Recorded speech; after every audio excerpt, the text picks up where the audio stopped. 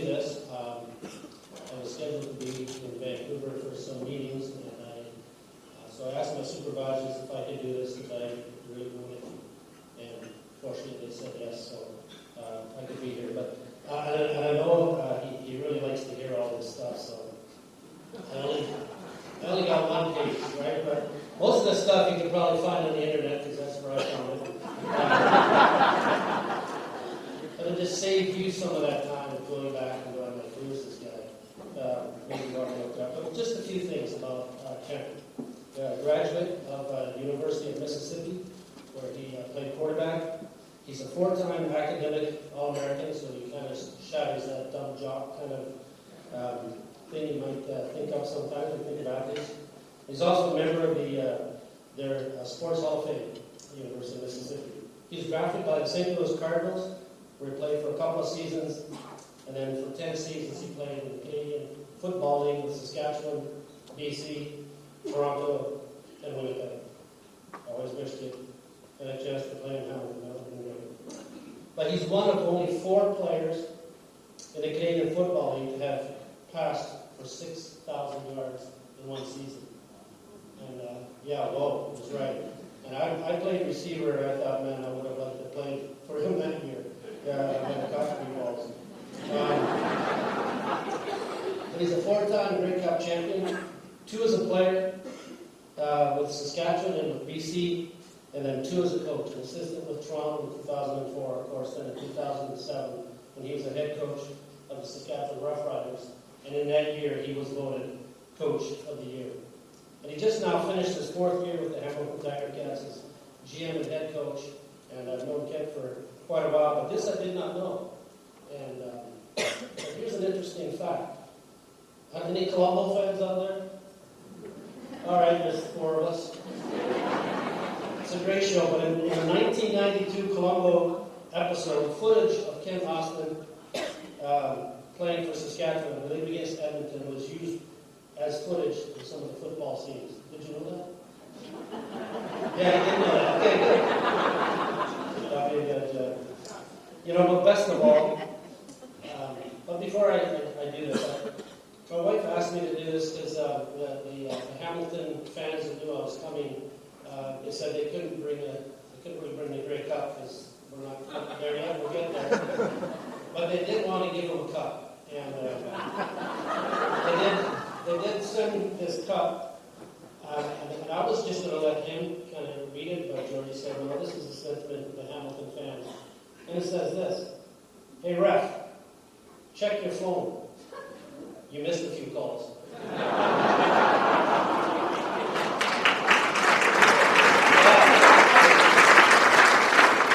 Well, best of all, though, is that Kent is a follower of Jesus Christ. He's a husband to this show.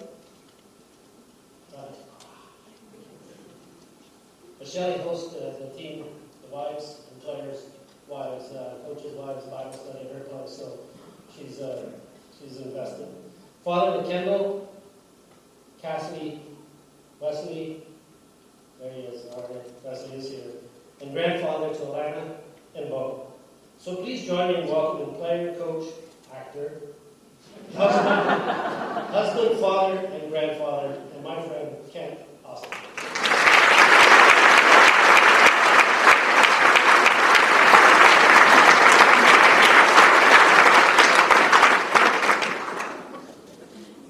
Yeah, the league office would be so glad to know I got this cup. Steve, that was awesome, man. You read it just where I wrote it. I know everybody's got a busy morning and a busy day ahead here.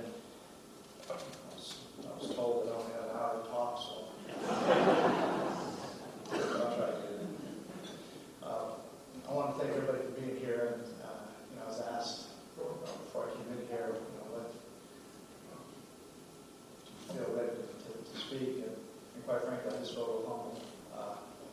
It's always humbling when you're asked to speak about your faith, and you're asked to speak and share some of the things in your life that brought you to this stage in your life. And I want to really thank everybody for being here and appreciate the this morning, so how hard that is. So when I look out in a room like this, a lot bigger than my football team, I realized that there's two different groups. In a crowd this size, and obviously this being a prayer breakfast, there's those in this room that already believe in, follow, and are committed to being a disciple of Jesus, and therefore settled in their hearts and minds that there is a God who created this universe, and that He can be known personally through His Son, found in the Scriptures, and through the leading of the Holy Spirit upon commitment of your life to follow Him. And my heart is with those people. But there's also those, certainly in this room, that are in a place of seeking answers and seeking to understand the claims of Jesus. And quite frankly, not even sure if there's a God. We've had that happen in our family. My heart is more probably with you this morning, so I'm going to take a little different approach than probably what you normally hear. Because I'm sure there's many in this room right now that are just seeking to understand the truth. See, that's why I found myself growing up in a non-Christian home. Quite frankly, I didn't even have a Bible in the house. I didn't know anything about God, didn't know anything about Jesus, didn't know anything about Christianity, didn't know anything about the gospel. Growing up, it was void in my household. In fact, my father was antagonistic, quite frankly, to any talk of religion or belief in God. And this seemed really odd to me, because I remember as a young child, really, really young child, always thinking about that there had to be a God. And I would ask friends, and I'd ask questions. And it just made sense to me that we were living on a planet that didn't seem very logical that it would happen by chance. I learned in school that the Earth at the equator moves barreling through space at 1,000 miles per hour. Wow.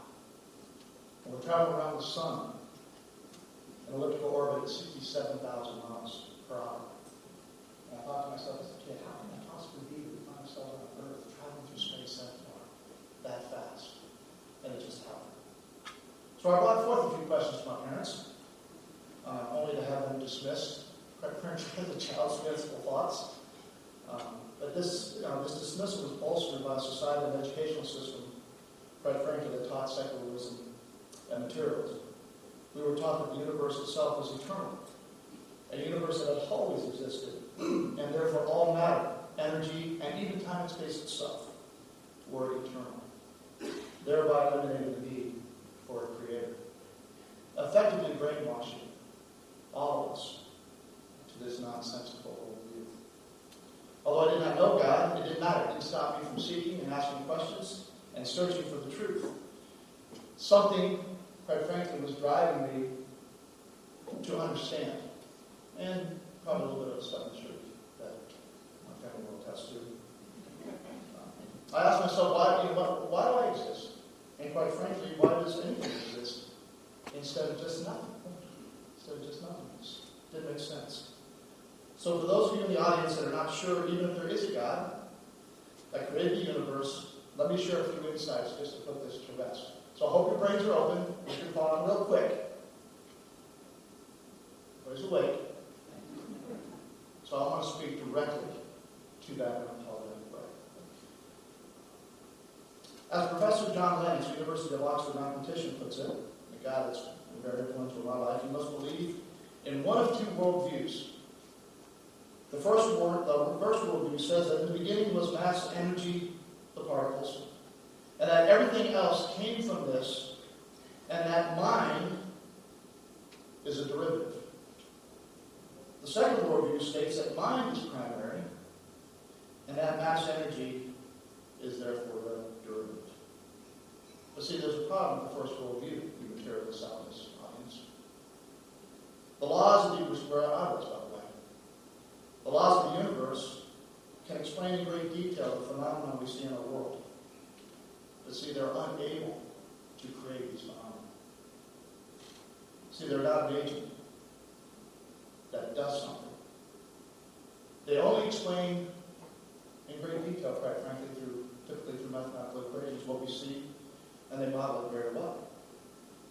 But if you believe in the first worldview, you must dismiss that there's an agent and believe that physical laws themselves have creative power, which quite frankly is absurd. Because physical law is not an agent.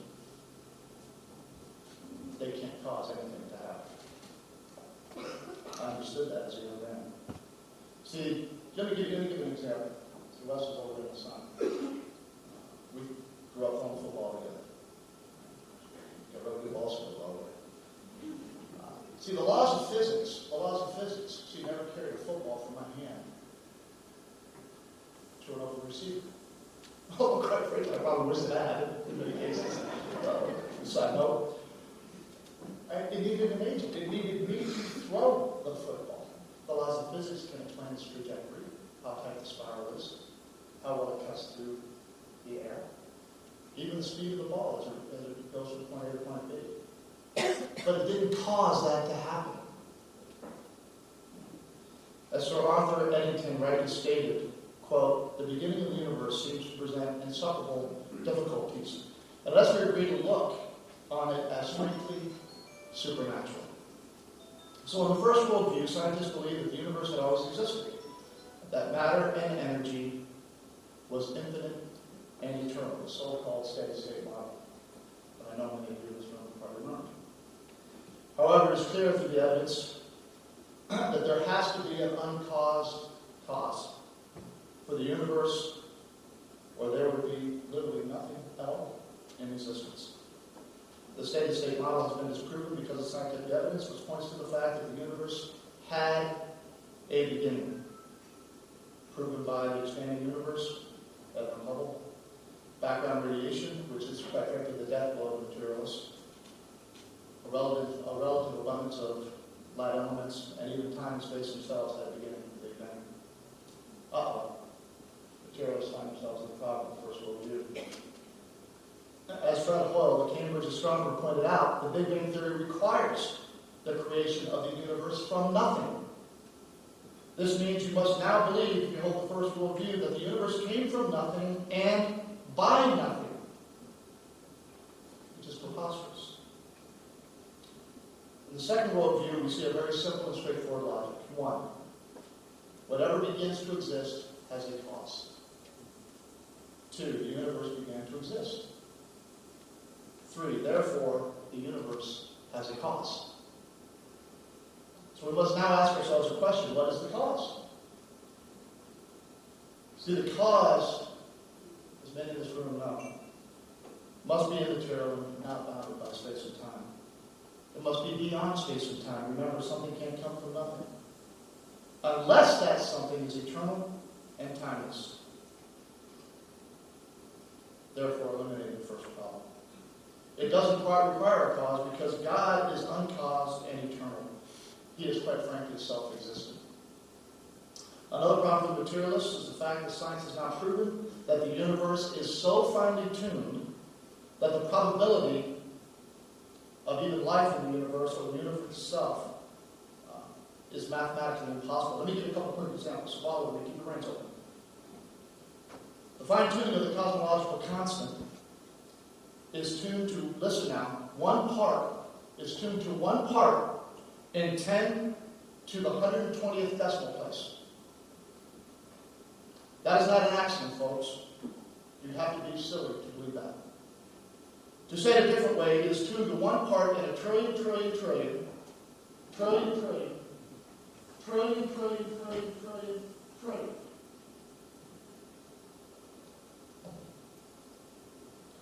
So finely tuned that if just off by a fraction,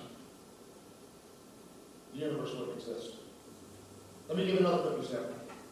The density of the universe is set to a preciseness of 10 to the power of 60, which one scientist compared to the preciseness of an archer that he would have to shoot an arrow into a target of 1 centimeter squared, placed at the edge of the universe at a distance of 14 billion years away. Now listen, I'm not a smart guy. Come on.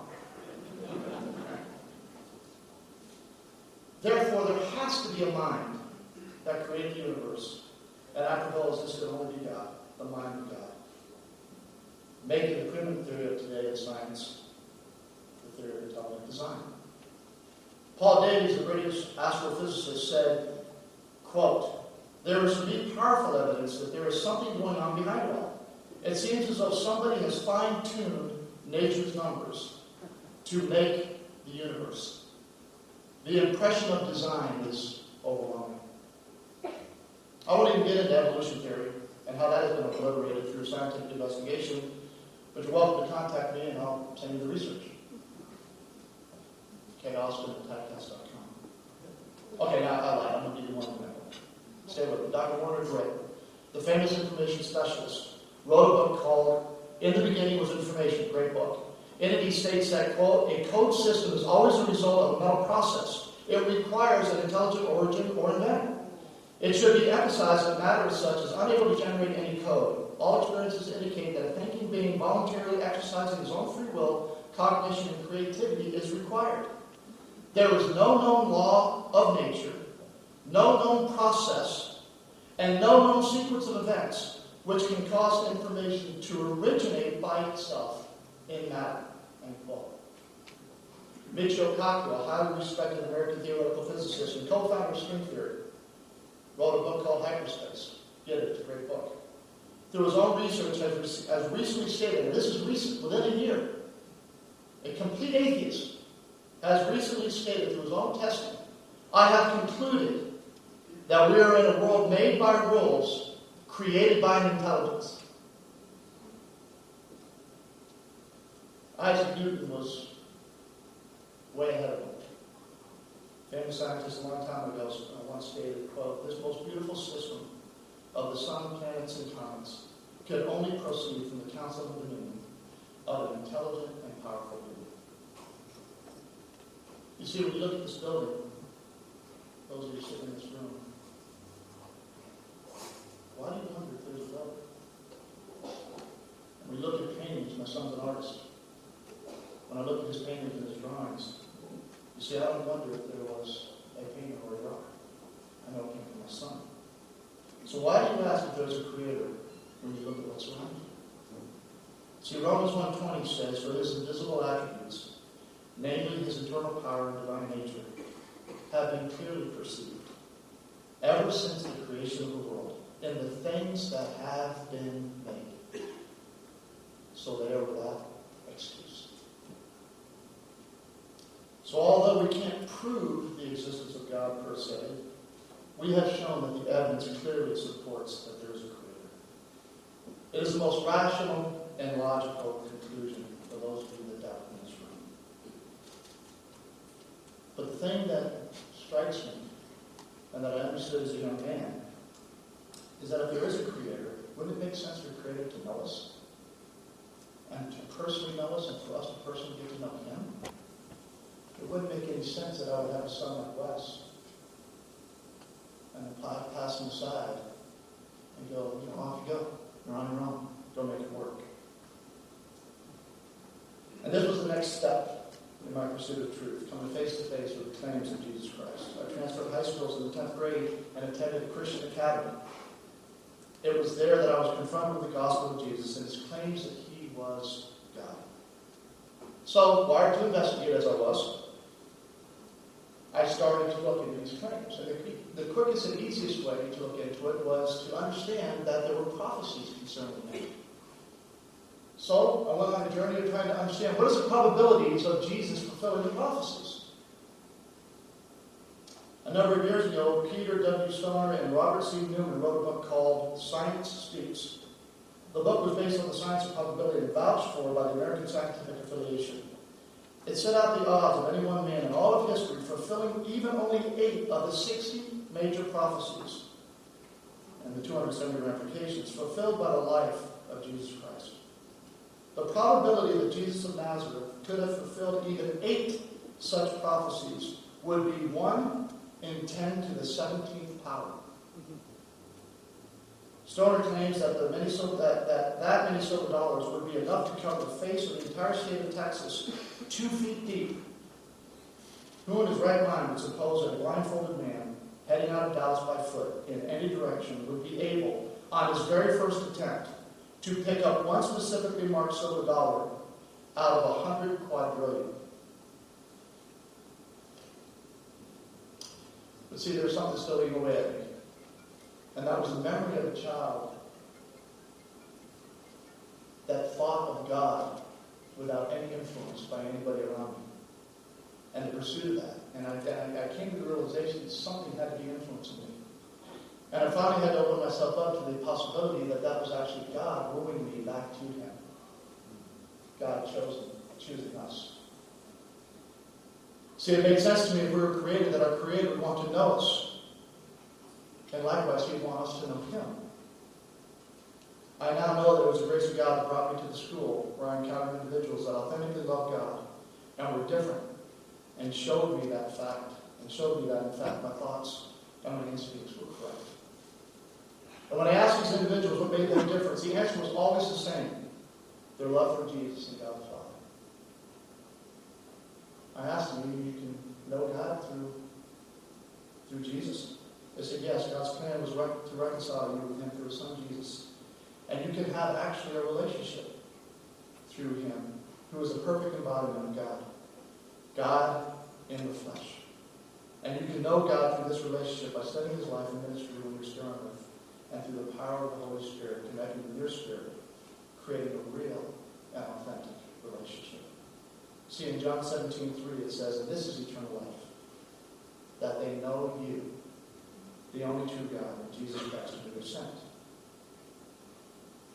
And I saw in these individuals an authenticity where they demonstrated that they actually really did know Him, and it made a difference in the change in their life. They became new creations.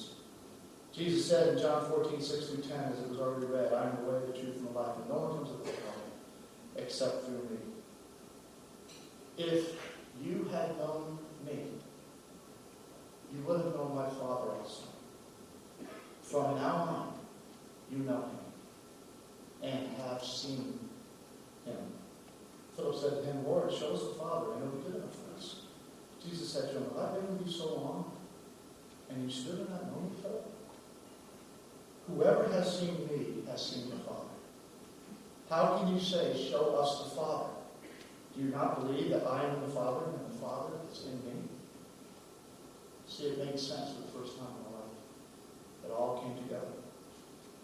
The gospel of Jesus and His plan for redemption through the eyes of the Father and Son relationship, in which God loved us so much that He reconciled us to Himself through His own sacrifice of His Son. And I was compelled to follow Him at that moment. You see, Jesus called God His Father, His Abba. This resonated with me because it is personal, it is relational, and speaks of a love that can only be understood like a child has for his father.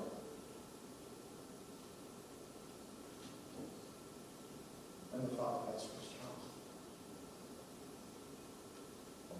So I became an adopted child of the Most High God. On this road retreat myself, during my life was a little bit the same. See, in Galatians 4:6 it says, and because you are sons, God has sent the Spirit of His Son into our hearts, crying out, Abba, Father. You see, my son Wes is here. Come on, everybody. This is my boy right here. He calls me short stuff.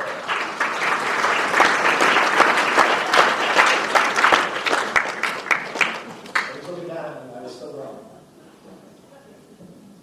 So my son Wes is here, and I asked him to come forward because I want to just ask him something. Ask him a few things. Wes, am I your father? As far as I know.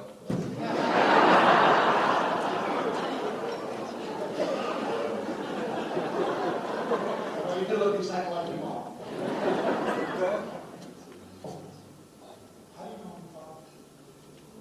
Well, I've never been told anything different, but if I wasn't told you're my dad, I'd probably just be able to recognize that fatherly role by the guidance and wisdom you give me and the unconditional love you show me. So you know that I love you unconditionally. Yes. You know that what I love for you has no strings attached. Yes. There is no quick talk about that. You know. Wes, is there anything I wouldn't do for you?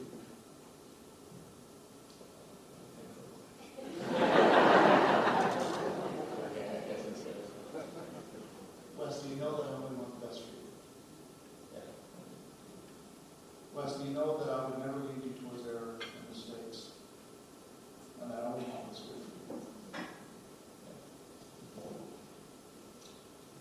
Wes, do you know me? Do you know me? I feel like I know the role. I know your best friend. Can you talk to you?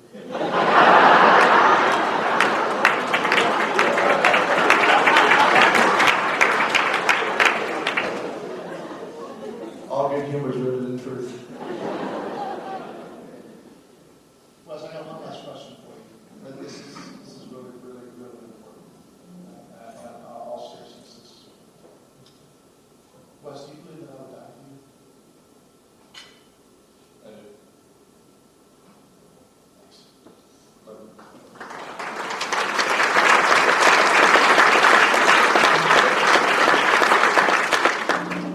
See, we have seen the Father through his relationship with his Son.